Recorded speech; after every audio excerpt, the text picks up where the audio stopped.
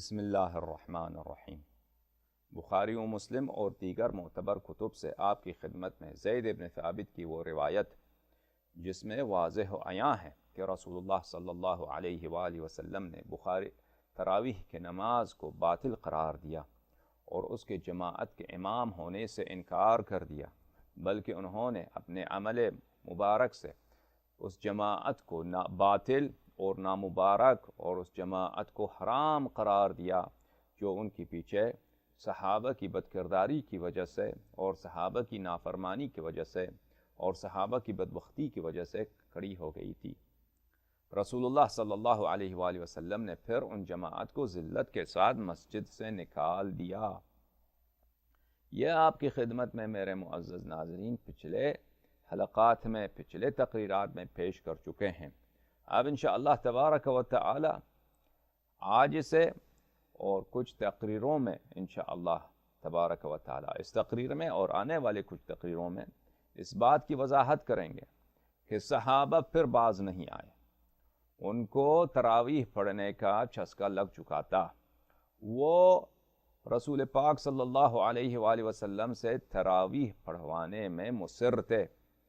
اس اگلے رات روایت میں مشخص نہیں ہے یا اس کے بعد کچھ راتوں میں ایک رات پھر وہ آ گئے اور انہوں نے رسول پاک صلی اللہ علیہ وآلہ وسلم کو تنگ کرنے کی کوشش کی اور بے ادبی کے انتہا اس حد تک پہنچائی کہ وہ صحابہ کے وہ ٹولہ جو تراویح پڑھنے کے شوق میں تھے، انہوں نے رسول پاک صلی اللہ علیہ وآلہ وسلم کے دروازے پر پتھریں پھینکنا، حجر پھینکنا انہوں نے شروع کر دی، اور رسول پاک صلی اللہ علیہ وآلہ وسلم نہایت غصے کے حالت میں باہر تشریف لائے اور ان کو وعدہ عذاب دے کر وہاں سے انہوں نے صلی اللہ علیہ وآلہ وسلم نے ان کو وہاں سے نکال دیا، ان کو وہاں سے واپس اپنے گھروں میں شرمندہ کر کے بھیج دیا، بے عزتی کے ساتھ ان کو ریجیکٹ کر دیا۔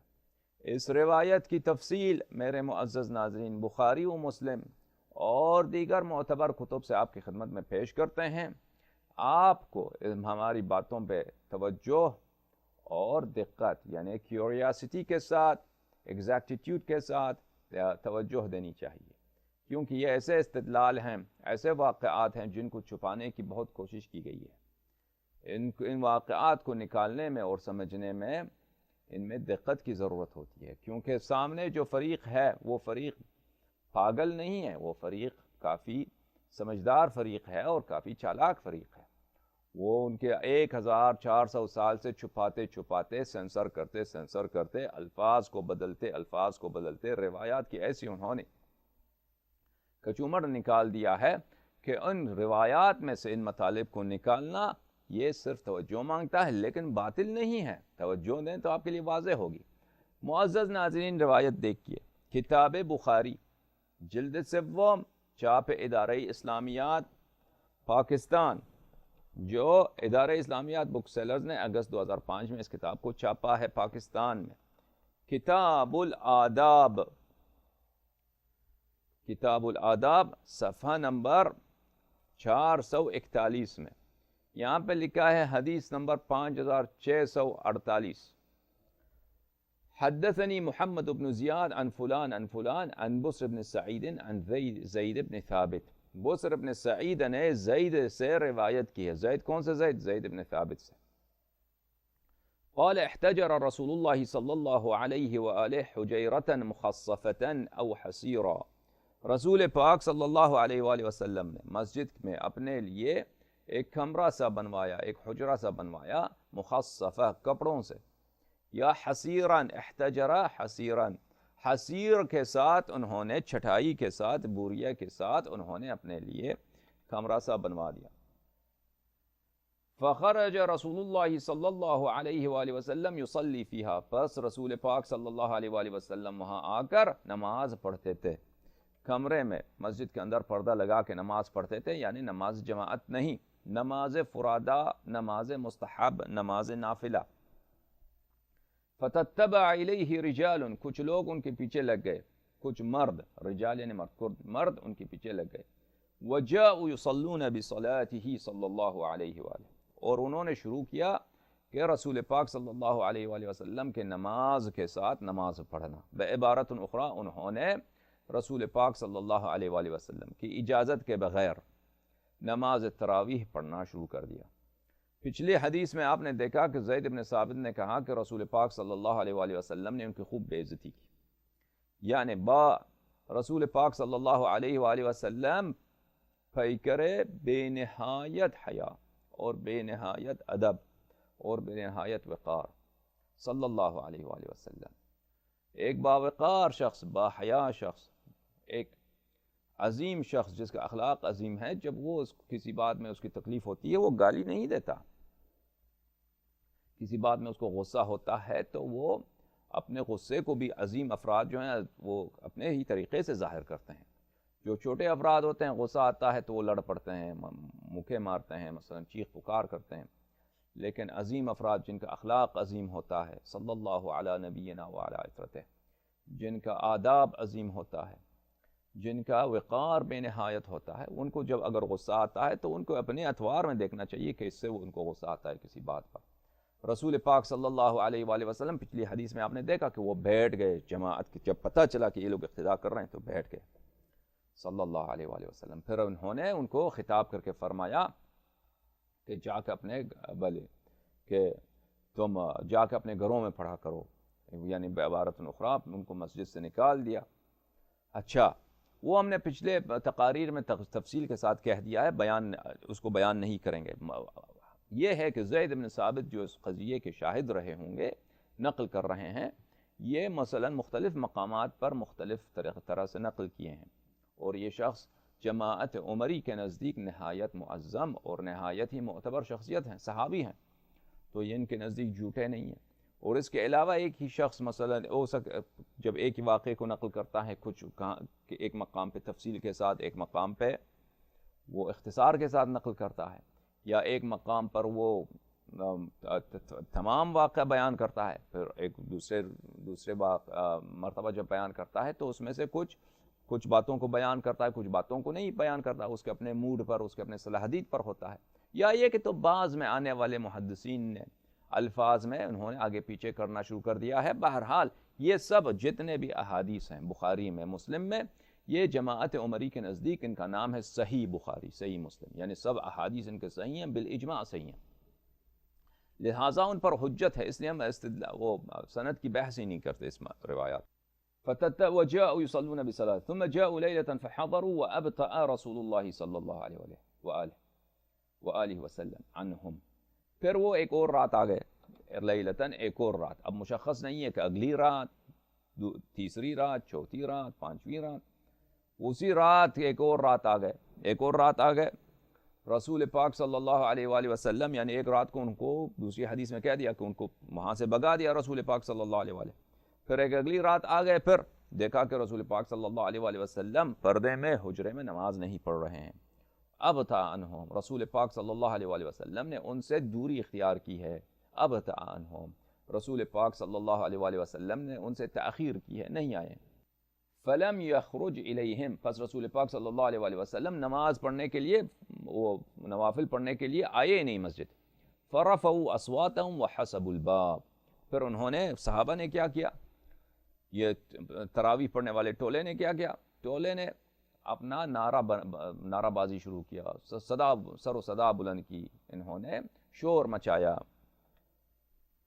وحسبوا الباب، اور انہوں نے رسول پاک صلی اللہ علیہ وآلہ وسلم کے مکان کے دروازے اقدس کو پتھروں سے مارنا شروع کیا، یعنی پتھر پھینکنے لگے دروازے رسول صلی اللہ علیہ وآلہ وسلم پر۔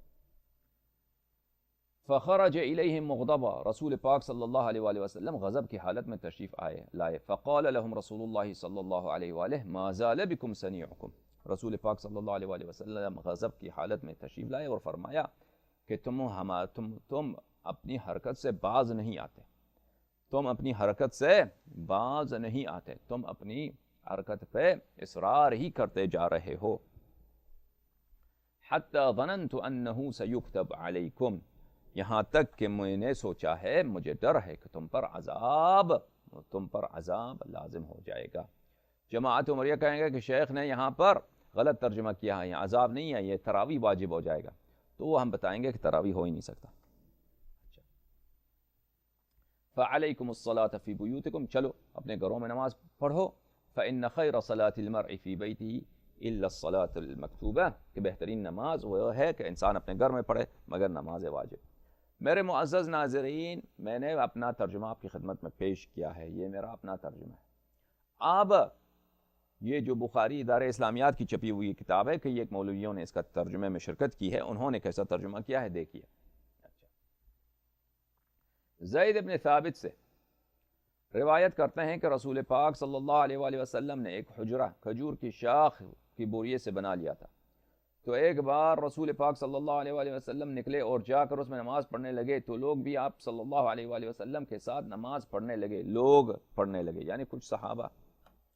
جی پھر ایک رات دوسرے لوگ تو آ گئے، لیکن تو حضرت صلی اللہ علیہ وآلہ وسلم نے آنے میں دیر کی. اچھا ایک رات آ گئے، نماز پڑھنے لگے، تو لوگوں نے پیچھے نوافل پڑھنا شروع کیا، نوافل کو جماعت کے ساتھ یعنی تراویح پڑھنا شروع کیا. تو رسول پاک صلی اللہ علیہ وآلہ وسلم نے ان کو خوب بے عزت کر کے مسجد سے نکال دیا. اچھا تو دوسری رات کو یہ جماعت ٹولہ جو ہے وہ تراویح والی ٹولہ یہ آ گئے، لیکن رسول پاک صلی اللہ علیہ وآلہ وسلم تشریف فرما نہیں ہوئے. تو لوگوں نے اپنی آواز بلند کی یعنی شور مچایا اور دروازے پر کنکریں پھینکیں. دروازے رسول صلی اللہ علیہ وآلہ وسلم پہ ادب کے بجائے کہ جا کے مثلا کٹائیں کہ تشریف لائیں نماز پڑھائیں ہمیں، انہوں نے کیا کیا؟ انہوں نے پتھریں پھینکنا شروع کیا در رسول صلی اللہ علیہ وآلہ وسلم پر. اور یہ سب کفر کی دلیل ہے، سب کفر کی دلیل ہے. ہم آگے جا کر انشاءاللہ ثابت کریں گے اس بات کو، ابھی تو ہم نے استدلال شروع نہیں کیا. میرے معزز ناظرین، غصے کی حالت میں آپ صلی اللہ علیہ وآلہ وسلم باہر تشریف لائے اور ان لوگوں سے رسول اللہ صلی اللہ علیہ وآلہ وسلم نے فرمایا تمہارے برابر اس طرح کرتے رہنے کے سبب سے میں نے خیال کیا. یعنی میں نے کیسا ترجمہ کیا؟ میں نے کہا کہ تم اپنے فعل سے باز نہیں آتے، تم مسلسل اپنے فعل پہ اصرار ہی کرتے جا رہے ہو. انہوں نے کیسا ترجمہ کیا دیکھیں، فرق نہیں پڑتا، یہ فقرہ ویسے ہی ہے. تمہارے برابر اس طرح کرنے رہنے کے سبب میں نے خیال کیا کہ کہیں تم پر فرض نہ کر دیا جائے. تم پر فرض کیا فرض نہ کر دیا جائے؟ تراویح یا عذاب تم پہ لازم نہ ہو جائے. کیا لازم نہ ہو جائے؟ تراویح یا عذاب. ہم کہیں گے کہ یہاں سے مراد عذاب ہے، تراویح نہیں ہے. کہ تم مسلسل اپنے کام پہ جاری رہنا چاہتے ہو، تم مسلسل اپنے ڈیمانڈ کرتے جا رہے ہو کہ آؤ ہمیں تراویح پڑھاؤ، پھر کنکر مارتے ہو، شور مچاتے ہو کہ مجھے یہ ڈر ہوا کہ تم پہ تم عذاب کے مستحق بن جاؤ، تم پہ عذاب نازل نہ ہو جائے. ہمارا یہ ترجمہ. ان کا ترجمہ کیا ہے کہ تم پر فرض نہ ہو جائے. فرض نہ ہو جائے، فرض سے کیا مراد؟ وہ لیتے ہیں تراویح فرض نہ ہو جائے. لیکن ہم ثابت کریں گے کہ یہاں پہ مراد تراویح نہیں ہو سکتا، یہاں پہ مراد کیا ہے؟ عذاب ہے. یہ بہت اہم نقطہ ہے، کیونکہ صحابہ نے، تراویح والے صحابہ نے، انہوں نے بے حیائی، بے شرمی کی انتہا کر دی. رسول پاک صلی اللہ علیہ وآلہ وسلم کے دروازے میں پتھریں پھینکنے لگے. اتنی بے ادبی، اتنی گستاخی، اتنی کفر کا اتنا واضح اور اتنا عیان بے حیائی کے ساتھ دکھانا کہ رسول پاک صلی اللہ علیہ وآلہ وسلم کو غصے کی حالت میں باہر تشریف لانا پڑتا ہے. اور یہاں پہ ایک نقطہ عرض کرتا چلوں کہ جو صحابہ ایک تراویح کی نماز، جس میں تکلیفی تو ہے تراویح کی نماز میں، اور جسے رسول پاک صلی اللہ علیہ وآلہ وسلم پہلے منع بھی کر چکے ہیں، جو ہم نے دکھایا آپ کو، جو ایک بدعت ہے، جو فرما چکے ہیں کہ جا کے اپنے گھروں میں نماز پڑھو.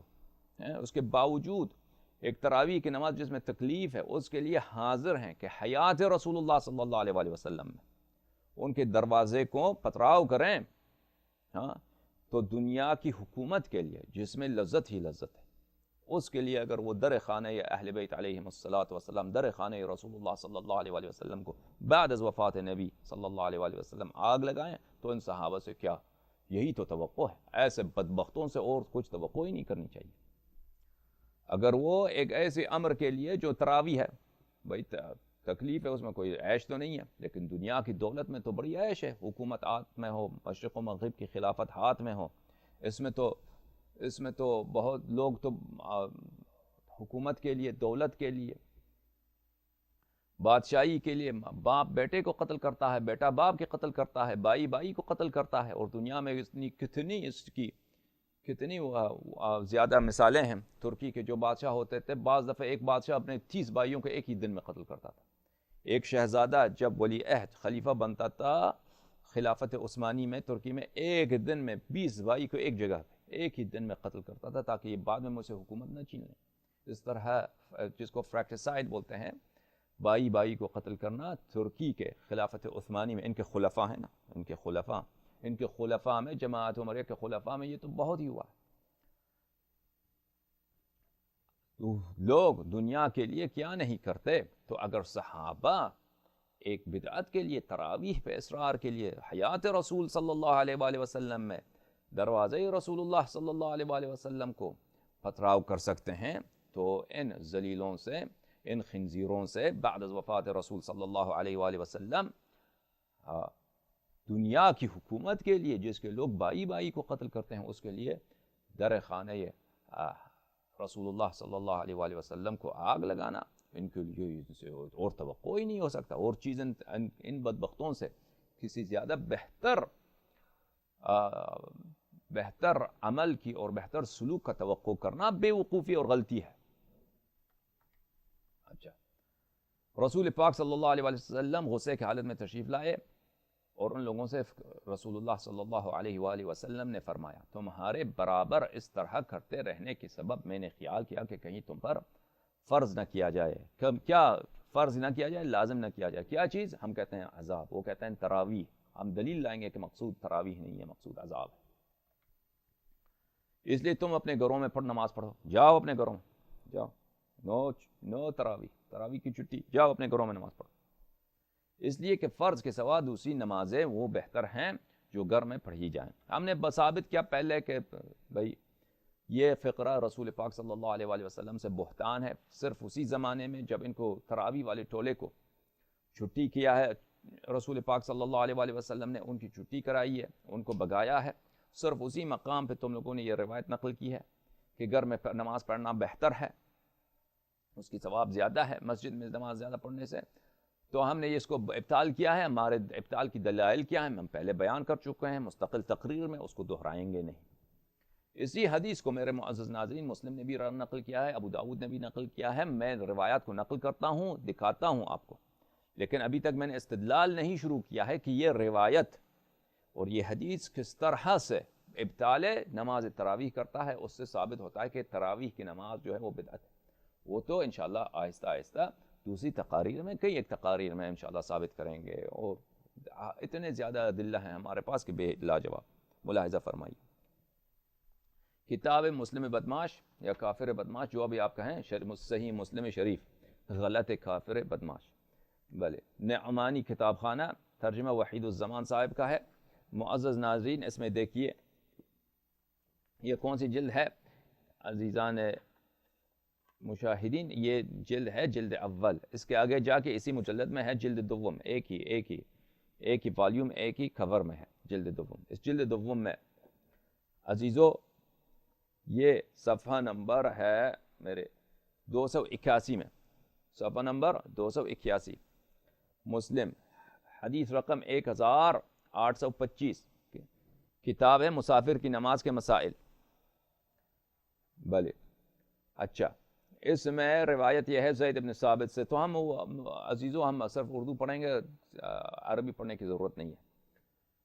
زید بن ثابت نے کہا کہ رسول اللہ صلی اللہ علیہ وآلہ وسلم نے کھجور کے پتوں اور وغیرہ کا یا بوریے کا ایک حجرہ بنایا،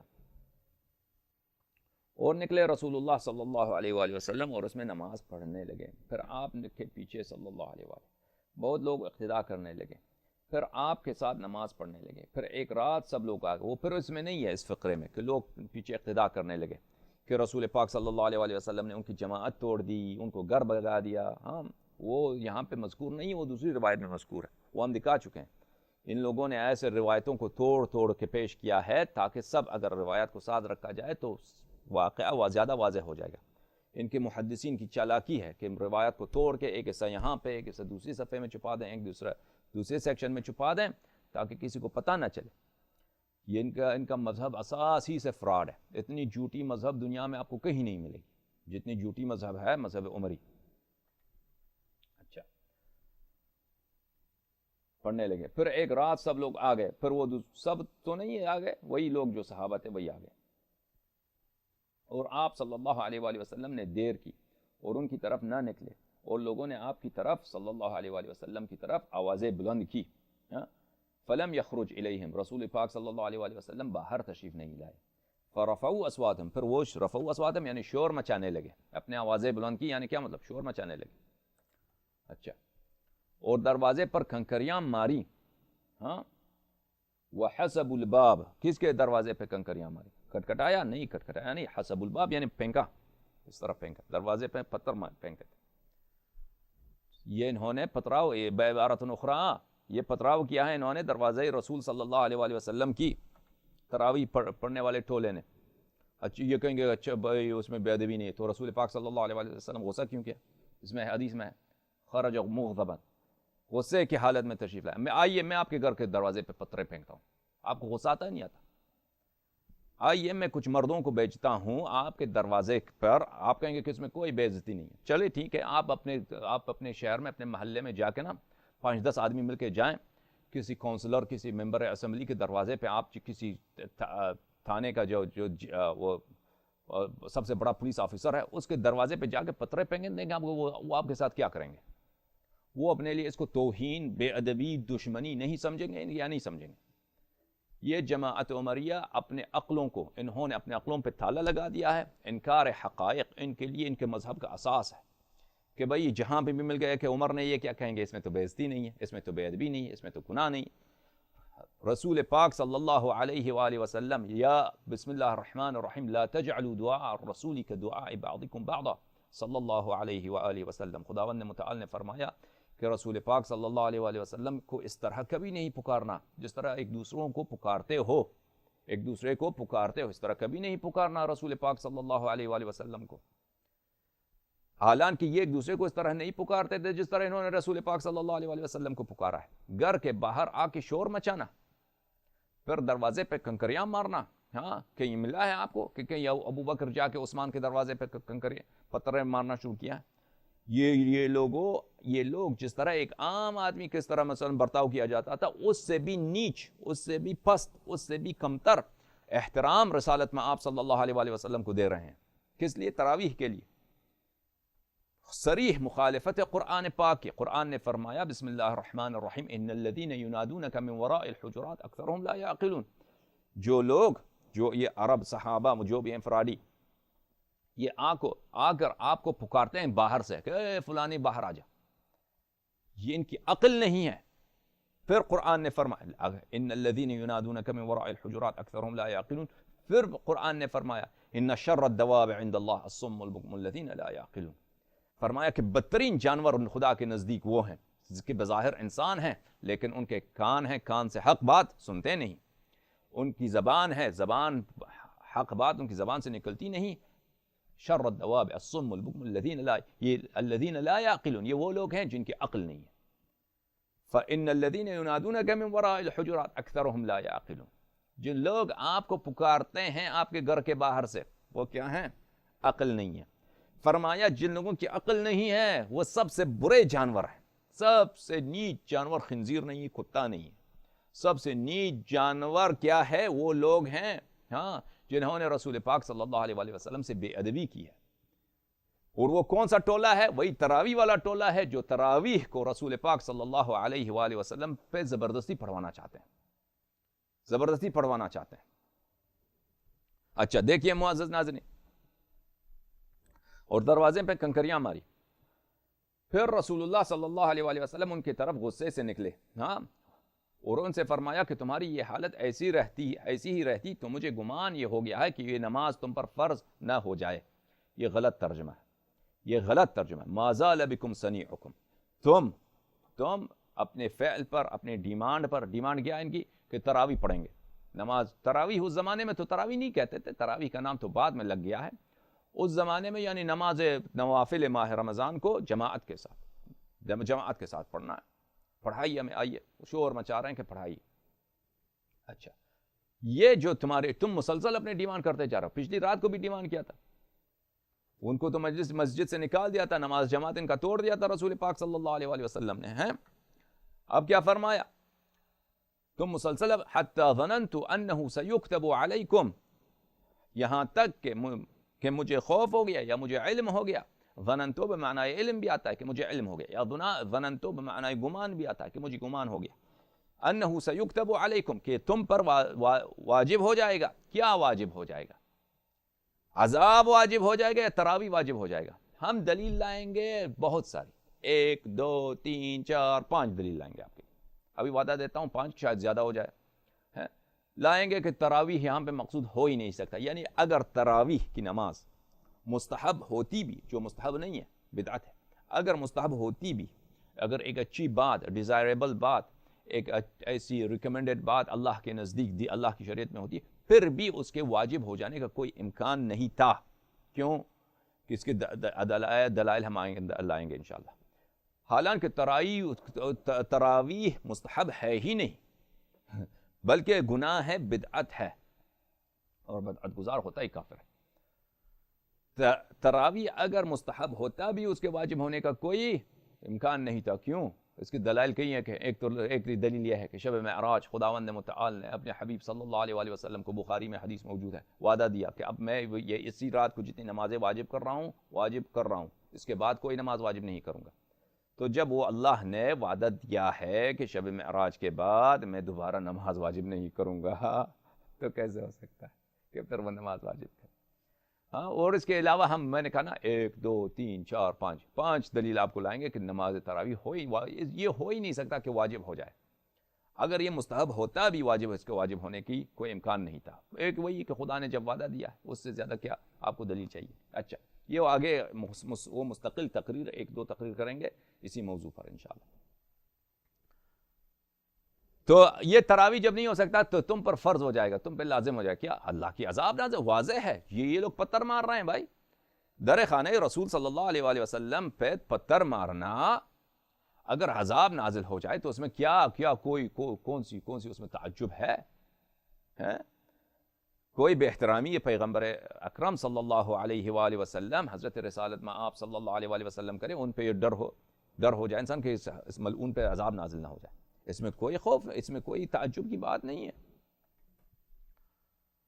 تم اپنے گھروں میں نماز پڑھو، اس لیے کہ سوائے فرض کے بہترین نماز وہی ہے جو گھروں میں ہو، گھر میں ہو کہ ریا سے دور ہے. اچھا، ریا سے دور ہے، انہوں نے اپنے جیب سے اضافہ کیا ہے، وہ مسلم میں نہیں ہے. لیکن گھر میں نماز پڑھنا، مستحب نماز گھر میں پڑھنا مسجد سے زیادہ بہتر ہے. ہم نے اس کو پہلے ہی ابطال کر دیا ہے، یہ جھوٹ ہے، تہمت ہے رسول اللہ صلی اللہ علیہ وآلہ وسلم. اس روایت کو میرے معزز ناظرین کئی ایک حفاظ نے اپنی کتب میں روایت کی ہے. مثلا ابو داؤد نے سنن میں روایت کی ہے، ابو عوانہ نے مسند میں روایت کی ہے، ابو جعفر الطحاوی، احمد بن سلامہ المصری الطحاوی نے اپنی کتاب شرح مشکل الآثار میں روایت کی ہے، اور بہت سارے حفاظ نے، بہت سارے محدثین نے اپنے کتب و زبور میں اس کتاب کو، اس حدیث کو روایت کی ہے. سب کو دکھانے اور دہرانے کی ضرورت نہیں ہے، کیونکہ بخاری اور مسلم ان کے نزدیک سب سے بہترین کتاب ہے. بخاری مسلم سے دکھا چکے ہیں. اب انشاءاللہ تبارک و تعالی نیکسٹ اسپیچ میں شروع کروں گا استدلال کرنے پر کہ کیسے اس حدیث سے ثابت ہوتا ہے کہ تراویح کیا ہے، تراویح باطل ہے، تراویح بدعت ہے انشاءاللہ تبارک و تعالی. اور ایسے یہ جو میں آپ کی خدمت میں پیش کر رہا ہوں، یہ علماء کی کتب میں کہیں بھی نہیں ہے. یہ مطالب جو میں آپ کی خدمت میں پیش کرتا ہوں، ان میں سے یہ آپ کو یہ متائن علماء کی کتب میں نہیں ملیں گی. یہ الحمدللہ رب العالمین خدا کا فضل ہے اس حقیر پر. اس طرح کے مسائل اتنے سالوں سے ہم پیش کر رہے ہیں، نئے، بالکل اتنے نئے استدلال پیش کر رہے ہیں اسی مطالب پر، اور سب ایسے استدلال کہ جماعت عمریہ مل جائیں. ان کے تمام علماء مکہ، مدینہ، لاہور، کراچی، پشاور، پاکستان، سب کے علماء مل کے بیٹھ جائیں کہ جواب دیں ہمارے اشکالوں کا. جواب نہیں دے سکیں گے انشاءاللہ تبارک و تعالی. یہ خداوند متعال کا تفضل ہے. میرے معزز ناظرین، آپ کا سب کا بہت شکریہ. نیکسٹ اسپیچ میں انشاءاللہ مزید باتیں آپ کی خدمت میں پیش کریں گے. اللہم صلی علی محمد وآل محمد.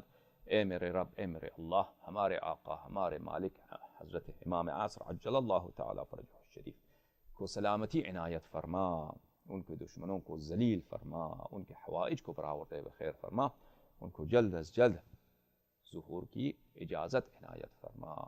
امیر المؤمنین علیہ السلام کے قلب اقدس کو ان کے ظہور بابرکت سے خوش فرما۔ اللہم صلی علی محمد وعلی محمد یا